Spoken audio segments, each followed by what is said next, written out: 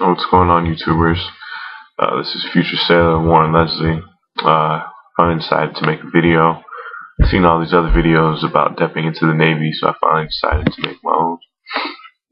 I depped in the 1st of this month. I think it's the 6th. It's not as bad as everyone makes it seem. It's not nearly as bad as everyone makes it seem. I depped in the MEPS in Miami, Florida. I don't know if any of you guys depped in there, but I actually had some problem going down there.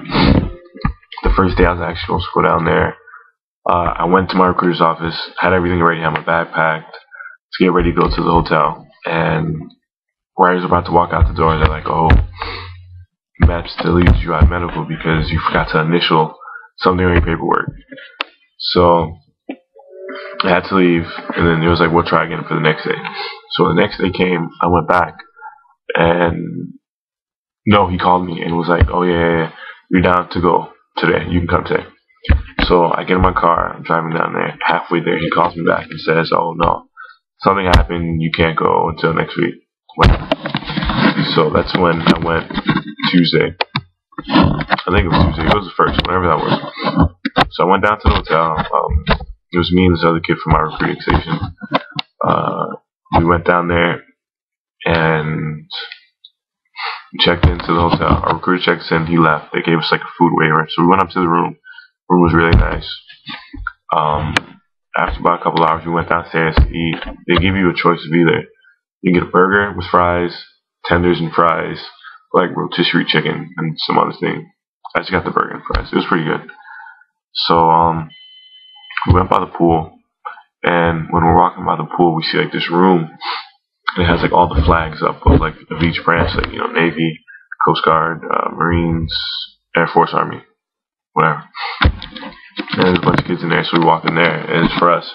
So we get to talk to each other. Like we get to talk to the other kids going to the other branches, and be like, "Oh, what's your job? What are you gonna be doing?" Blah blah blah. It was pretty cool. So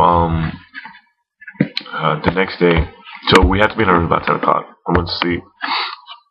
Next morning, woke up. I think I woke up early. I woke up around like 3:15. Took a shower.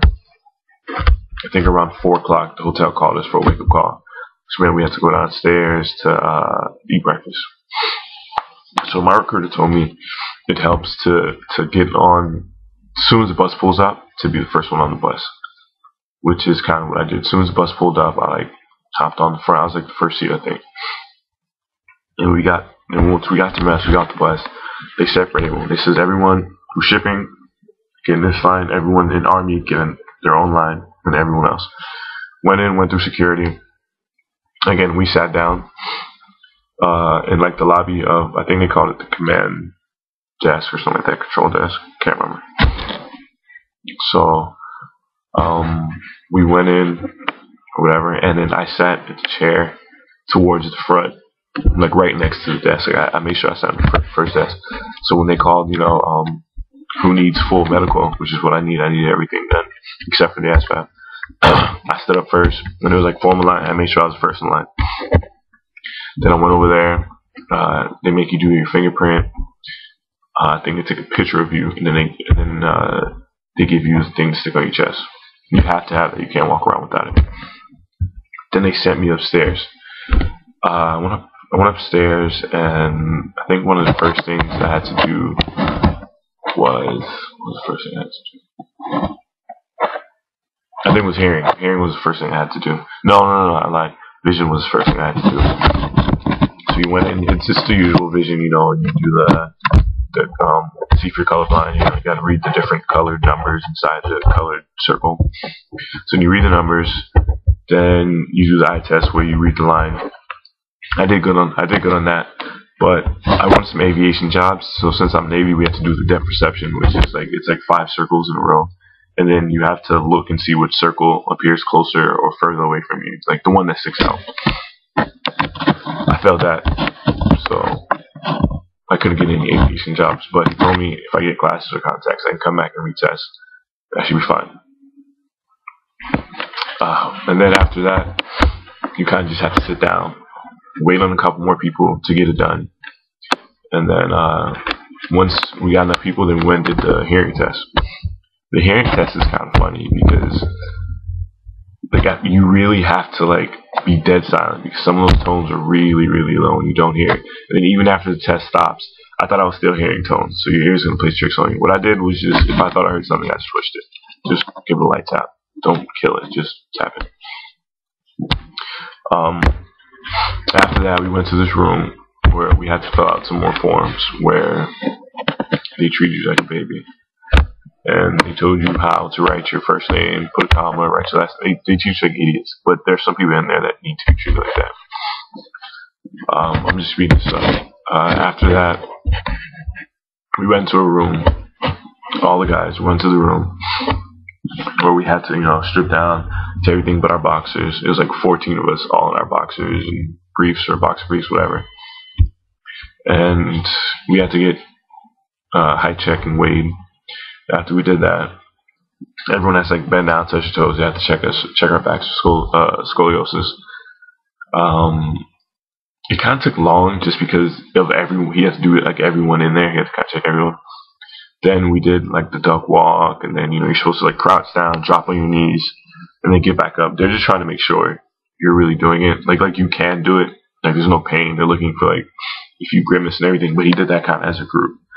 Then you have to go into the doctor's office, drop your boxers all the way down. But he stands kind of far back, so it's kind of weird, but not really. So he like you drop your pants all the way down, and then you turn your head to the left, and you have to cough, and then he says, all right, fine. The whole thing takes like 3 seconds. Like literally, as soon as you drop it, cough, you're out of there. Then the guy tells you to get dressed. Then you go back out to do the drug test and blood test. So I was lucky because the drug test, your analysis, it's usually 4 of you guys standing there, and it's usually 4 of you guys standing there peeing. But since I got there first and some people had already just finished, he was like, "Oh, are you ready? Then you can come in," because they're still getting dressed. Because like I said, I moved everything fast because I wanted to get through with everything. So I went in there, and I happened to be the only one. It got kind of weird because they have to like see you pee. They have to like see it coming out of your penis. So you kind of have to. If there's a red line, you have to stand behind the red line and pee. But it was kind of creepy, but it was whatever. After that, then you sign off on saying you see him, seal it up, and all that. Then you go do the blood test for HIV and anything else. That was easy. After that, they gave me everything. I spoke to the head doctor one last time. I got cleared with that. I didn't need any waivers, by the way. So I'm just telling you without waivers how it went for me. After that, they gave me all my paperwork, went back downstairs, spoke to them. Now, this is getting around 10 o'clock. So then I went to speak to my my liaison officer to pick my job. And he was like, "Oh, I think it's about time for lunch." So they called for lunch, so I had to go back upstairs. And I did. And I ate lunch. They gave you a little sandwich, a little like turkey sandwich, bacon, like ham sandwich, whatever you want, whatever you can eat. Then some chips and a drink and a cookie, and that's it. And then I finished it out and went back downstairs. I had told him before I went to lunch I wanted a job in the electrical field. Came back, he gave me a job under the AECF program where I'll either be an ET or an FC, electrical tech or fire controlman. So I took that job, instant E4 after graduation of school. It's pretty cool. And basically, I think that was just about it. Like once I picked my job, there's some more, running back. Oh no, I lied. After you pick a job, you have to go talk to like one last lady to double check that no one's forcing you to be there, that you didn't lie on anything. Oh, and the swearing. I forgot about the swearing. I'm sorry. So after that, after you talk to the lady one last time to make sure no one forced you to be here, you're not on some court order appearance, they send you to the swearing room where you basically have to sit there for like another hour and wait on some more people to come. Then when they finally got us, they took us into we watched the video. You're going to learn about Article 83. I think it's just fraudulent enlistment. 85, which is desertion, and 86, which is absent without leave. I might have the numbers wrong, but I don't think so. So we went in there, and then the guy had us like he told us to get in parade rest, and then when the captain was gonna walk in, he was gonna someone was gonna call the room to attention, so we had to wait in parade rest until they called him in. But he was like on the phone, so he didn't get to know that he was supposed to come there. So we were on like parade rest for like 15 minutes, and we were all like looking around, so nervous, like, oh, when is he gonna walk in? But that was pretty cool. We did that, and I went back down to my liaison's office. That's where they gave me my Navy hat. You know, you get one of these, you get a bag. I don't know what's that. You get a bag, you get a T-shirt. You get a T-shirt. What else do you get? You get a bag, T-shirt, water bottle. Then shake his hand, and that's it.